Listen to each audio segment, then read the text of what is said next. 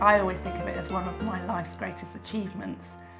Probably, well, obviously because I had my son, but also probably because it's something I felt I could never do. And it's not something I could do well.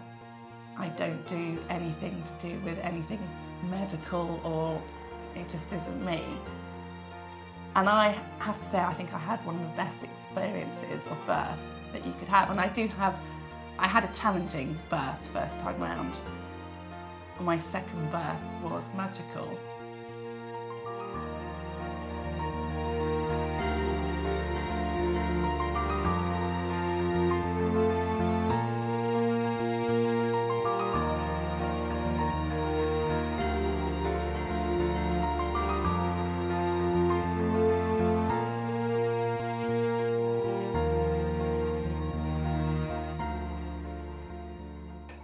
Natalie was in such a good state and such a relaxed kind of, because we've talked about this quite a few times. I was aware every second what I was supposed to be doing and what was going to help have Natalie most relaxed, and how we could kind of help the midwives fit into the kind of mood and setup that we had. That it was very, very busy and detailed for me as the support partner. And Natalie said quite often that she just remembers nice feelings and feeling relaxed and enjoying the whole process, and that it went by very quickly. So we both had very different experiences, and for me it was a brilliant experience because I felt very useful and I felt very part of the whole process. I never felt like I was just stood in the corner or in the way.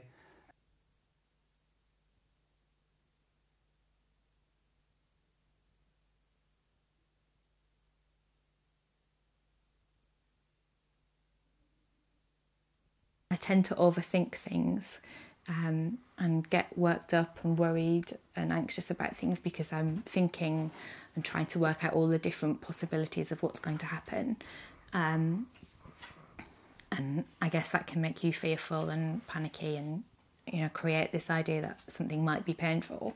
But just having something to focus on with the breathing and the relaxation techniques, together with the affirmations, giving me that confidence, just made it a really beautiful experience.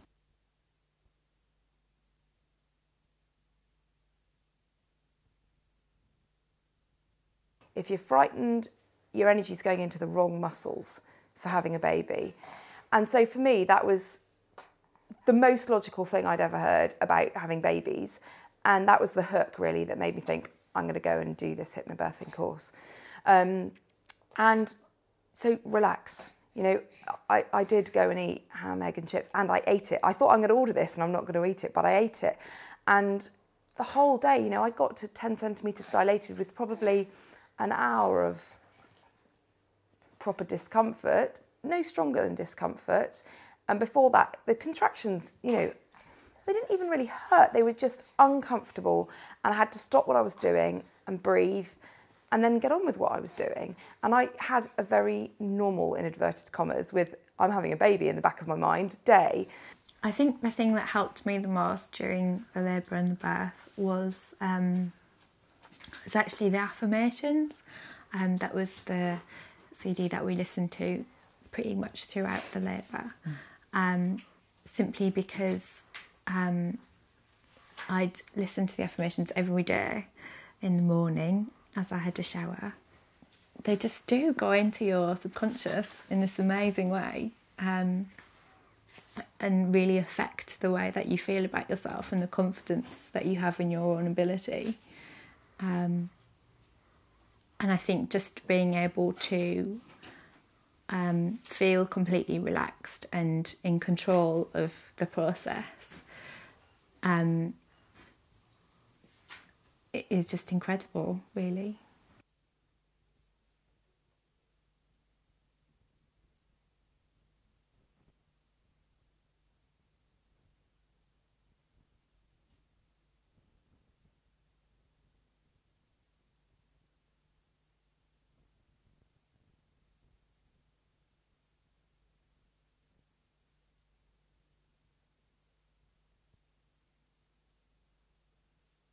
this time round, I knew I had the tools. I knew what I was meant to be doing, and we sort of got in touch with our hypnobirthing breathing techniques, and I felt I had control, and that made such a difference. I found with the actual day of the birth and leading up to it, the whole thing, hypnobirthing, gave me a bit of knowledge about what I could be doing to help Cam, because obviously it's all about Cam, but also she needed some distraction or something to take away from the pressure of having to produce a baby, whereas for me it was just to beat the pressure. It was quite, not a lot of pressure, but I just wanted to be there for Cam, and I felt that doing the hypnobirthing gave me a few different ways I knew that I could help her along, and from reminding her about to breathe properly and to relax.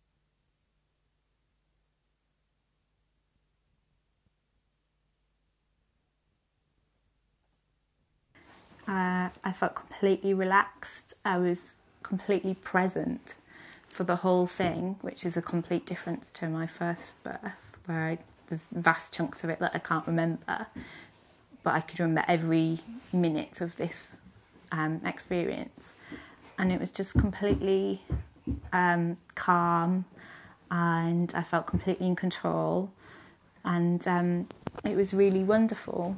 At no point did I feel discomfort, really. Once I got into the pool and I knew Theo was asleep and I could completely sort of zone out, it was just completely amazing. And the midwives arrived about an hour before he was born, I think, and they sort of popped in and checked my blood pressure and checked his heartbeat once, and then just sort of stood back until he was born. And it was just lovely and completely amazing. So we called the midwife, and she came and examined me and told me I was 1 centimetre dilated, which I kind of knew that it was too early to phone her. But I wanted the reassurance that she'd been here to see me. She told me then to call her when the contractions were every 5 minutes apart. And I was thinking, well, they're faster than that already, so I don't really, but fine. She went away saying, well, we'd probably phone her in 5 or 6 hours, and, then I would actually be in labour. But an hour and a half, I think 2 hours after that, Dan was born here at home on the floor in the living room. The midwife, I think, had just stepped over the threshold at that point. It was so quick. It was so relaxed. I didn't feel at all kind of out of my depth, that I wasn't, didn't have any others. Obviously Nick was there, but it was absolutely fine. I couldn't have asked for more out of it, I don't think. The birth was so much easier, so that the next morning when our first child woke up and came downstairs and there's a new baby there, Mum had that much more energy and was that much more awake, and so that was really positive for our first child as well. Yeah, it really was.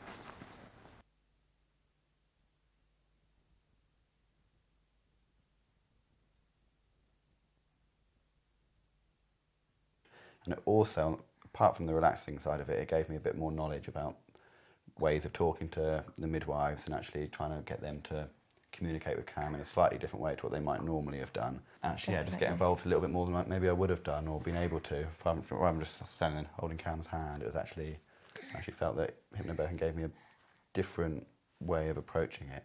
Yeah. And also the fact it was with Kieran being a midwife himself, it made me a bit more confident about talking to the midwives who were there on the day.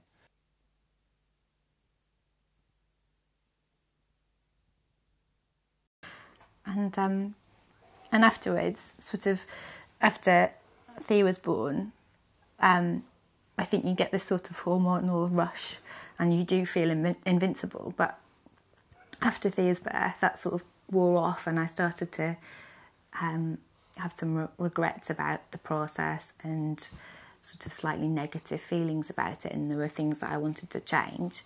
But after this one, I felt invincible like for months afterwards, and even now, if there's something I want to do and I say, oh, I can't do that, I couldn't possibly do that, I sort of think back to to the labour and his birth, I'm thinking, I can do it, I can do anything. You know? I feel really on top of the world about it.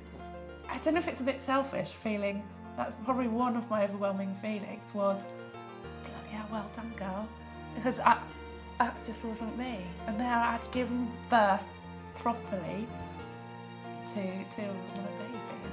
And I have this, I don't want to sound a bit stupid, but I thought of Kieran and Jai thinking I would never have done that otherwise, because I never ever was told that, you know, all that was said to me all the time was, you can do this, of course you can do this.